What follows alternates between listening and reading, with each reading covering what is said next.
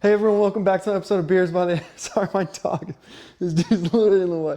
Hey everybody, welcome back to an episode of Beers by Ivy. In today's video, I'm going to be breaking down the Notre Dame versus USC game. It's my first college football breakdown post-game video of 2025. I think it's just fitting it's Notre Dame, all right? Especially with the run we had of Notre Dame. So many good Notre Dame subscribers on Beers by the Ivy. Excited to be back. Sorry, sad my Cubbies lost, but excited to be back in college football. Like we always do, I'm going to have grades for the coaches, quarterbacks, key players, etc., offensive line, defensive line, things of that nature. And then I'll even talk a little schematics that I saw. I don't have film going on in this video. I'm just going to film it, just me talking. Normally I do have overlays of literally the exact plays I'm talking about. But nonetheless, I'm just going to get this video out to the internet as quickly as possible. All right, when we start talking about coaching, I think the number one thing you need to understand is, hey, it's raining. It's at Notre Dame. Notre Dame's a power run team. I mean, this game is set up for Notre Dame to win. It's in their environment, and it's honestly in their condition that gives them an advantage, okay? Lincoln Riley is a coach who doesn't really change his philosophy. He's going to throw the ball in the pouring rain 1,000 times. That's why, to me, Lincoln Riley's not an elite coach, because he can only win one way. I'm giving him a C+ on this game. Okay, things I liked about Lincoln Riley, his opening sequence led to a touchdown. It was great. But they cannot run the damn football. How are you going to beat Notre Dame if you can't run the damn football? And why in the pouring rain would you run a wide receiver reverse? I don't know if he was trying to throw the ball at that receiver or what the hell was going on, but the bottom line is the number one guy you trust on the field is your quarterback. Leave the ball in his hands or hand the ball off. But don't give it to a freaking receiver. All right, C+, okay. Marcus Freeman, let's talk about it. Run the damn ball, dude. Just run the ball. Keep running the ball. Don't stop running the ball. All right, what's Marcus Freeman's teams usually really good at? Special teams. Terrible in the field goal. But nonetheless, that big kick return, I mean, that is literally the blueprint. It's tough defense, power run, and then big special teams plays. I'm going to give Marcus Freeman an A-. That's a big one at home. I just thought his defense, especially over the top, was rather pathetic. And what I mean by that is, Notre Dame's defense, USC's offense on the bottom screen, or down here. Man, you got two safeties, right? What's a safety's job in football? To not let anyone behind them. And Notre Dame, they ran zone concepts, they ran man-to-man concepts, and when you run man-to-man, it's like in the Madden, that classic view where you have like man-to-man, then these guys are high.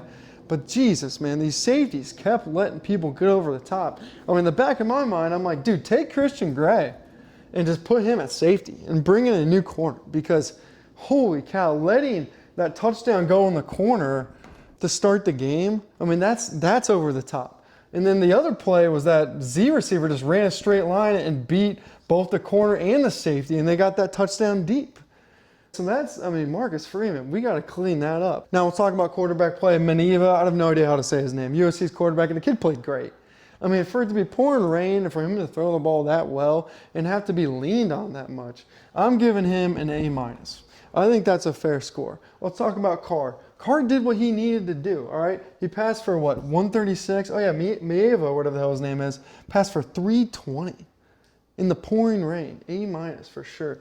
Carr, hey man, he did what he needed to do. It's a B. You get the big win, you hand the ball off, and you win a football game. He's still young, he's still learning.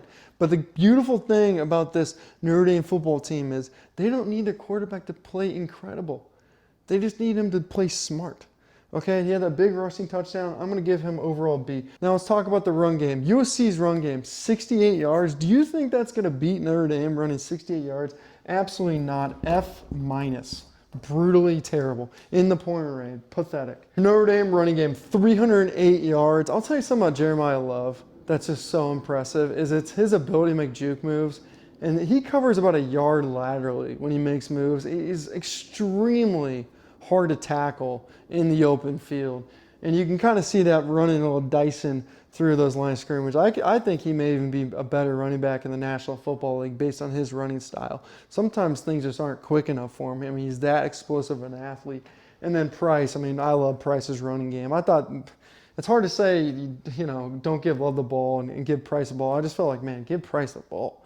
I mean, his running style, his ability to dive and get first downs, a combined 308 yards. I believe Love had like 220 something. and then Price had the rest. Carr had -7 because in college football, a sack, I believe, counts as yards against you for some stupid reason.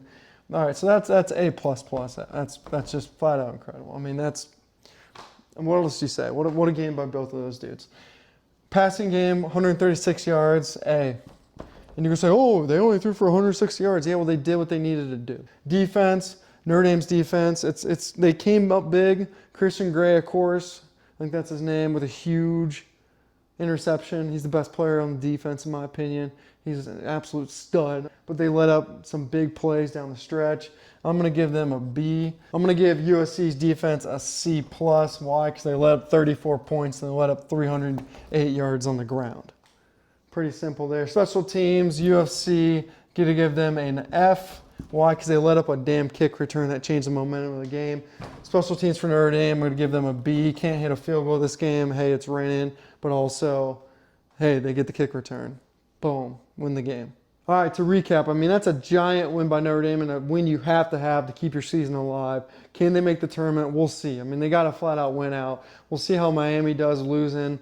You know, does that hurt them? But I always think, like, you played on the road game 1. Like, that first loss really can't be counted against. If anything, it should be, you should have more respect that you even took that game on your schedule. I mean, that's kind of how I think of it. But yeah, huge win by Notre Dame. Not really surprised. I mean, pouring down rain, Marcus Freeman, you got Love and Price, 2 best running backs in college football. I mean, this game is built for Notre Dame to win and Notre Dame to win big. 34-24, Notre Dame. Pretty impressive, quite frankly.